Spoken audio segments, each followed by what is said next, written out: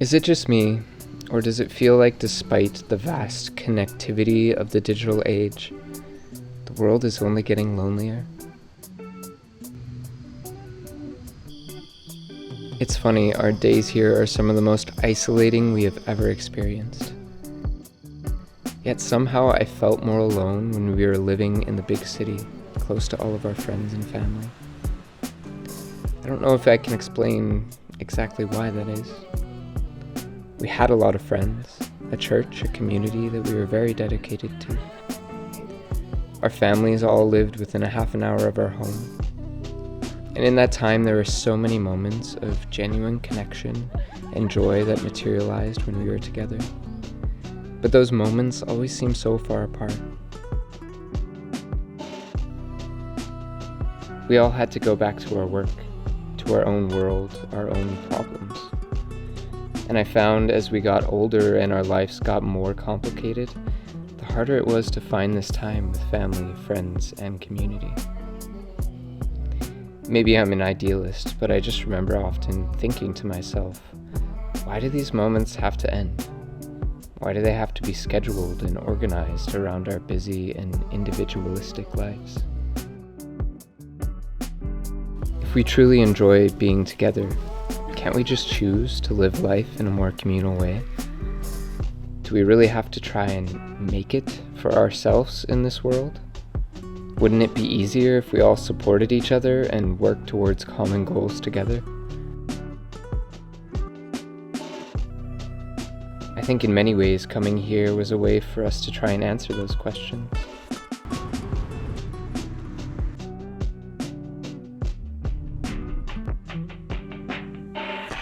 We assumed slowing down our lives and living close to a community and friends with a similar mindset would be the only place we would learn about this. But surprisingly, just observing this little village that we live in has shown us so much. In a way, it's like having a glimpse into a time long gone in the Western world, if it ever really existed in the first place. Like watching all of the villagers wake up early and give alms to the monks from the village temple. And since they are all awake and in the streets, they visit their neighbors, who are often part of their family in some way. They share tea and food and company, while the cool morning air still makes it possible. They often lived in multi-generational households. Grandparents will watch the children while the parents go to work, either in the nearby fields or the city, and the parents take care of their mothers and fathers when they get too old. They tend not to have a lot of money here, but they also live in a more self-sufficient and simple way than we do in the West. And they share with each other in whatever capacity they have. There is an internal economy within the village. The general shop will make or bring products from the city, and the locals will shop from that store. When they hire someone to build a house or harvest the fields, they are often from the village. They plan days where the community cleans the canals or the streets, and they even have a lot of parties and events just together. This insight into an older, more connected way of living really inspires us, and it gives us hope that something similar can still be done in a more modern world.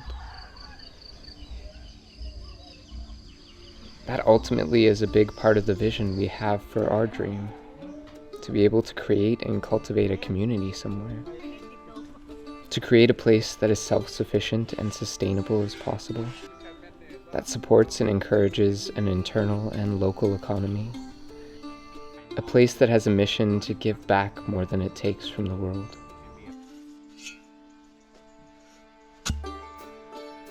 And as we are seriously exploring our options and talking to people, creating business proposals to actually begin the creation of something like that, we are noticing two things. The first is that a lot of people are really interested. They're excited and they love the idea.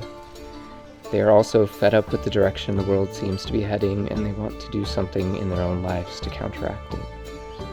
They want to find a more simple and meaningful way to live.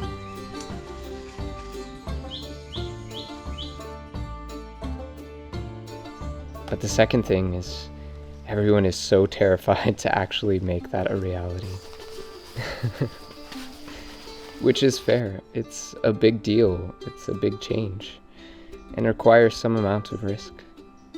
You're risking failure, security, comforts, and money. None of these things are easy to part with. They weren't for us either. And we get it, we felt all of those emotions and more when we made the leap to actually change the way that we were living. It was, and still is at times, scary.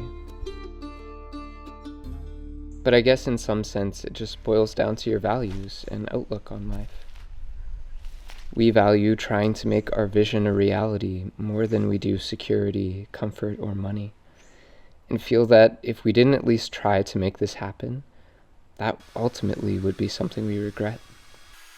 I don't think either way of thinking about it is right or wrong. It just comes down to the question of what do we really want out of life? Assuming we just get one shot here, what do we want to spend it doing? It's a question that makes me think about all the stories of people on their deathbed, recounting their lives and having a final moment of clarity on what they wish they had or hadn't done. Most of them wish they had spent more time with friends and family, or spent less time at work, or lived lives truer to their personal values. For me, death is something I think about often. It serves as a constant reminder to do what I feel is important with my life. And hearing these regrets from people who have gone through the entire experience of this strange journey is something that weighs heavy on my heart. All of those regrets stem from one thing: intentionality.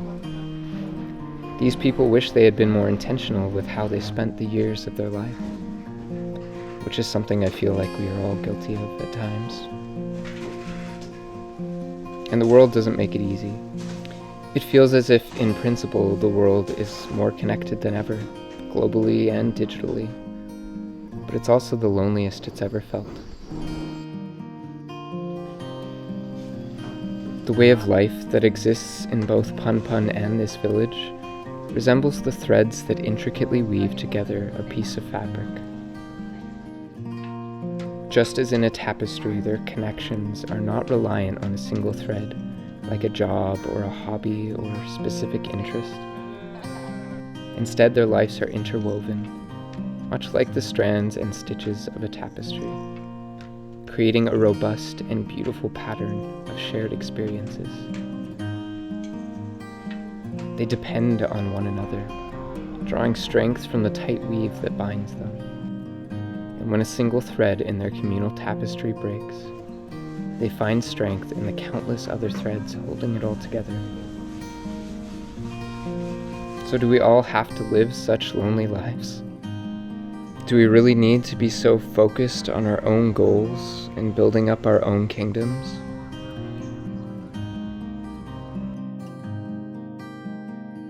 Or can we choose to be more connected with the friends, family, and strangers around us, no matter what our circumstance? I believe it is possible, and more necessary than ever. But one of the things I'm learning here is that it requires us to be both intentional and vulnerable. We must be intentional about seeking opportunities for connection with others, because the way in which the world is developing seems to be driving us further apart. And that, in a large part, involves being vulnerable, and first admitting that you actually want or need to have more friends and connect more deeply with others. We must be willing to allow ourselves to be seen, to be heard, to be understood, and to dig deeper into what makes us, us, without fear of how others will receive it. Only then do we invite others in. Only then do we show people that we are willing to be open, to be hurt, to be real. That is where true connection is created. In my opinion, one of the greatest joys in life comes from being able to share it with others. We are inherently communal beings that require relationships with others to thrive. In the grand tapestry of existence, The most beautiful patterns are created when we come together, when we choose to give of ourselves and share freely with each other. In the end, it all comes down to a choice to live intentionally and to embrace vulnerability. The world may be pushing us apart, but we have the power to bring it back together, one connection at a time.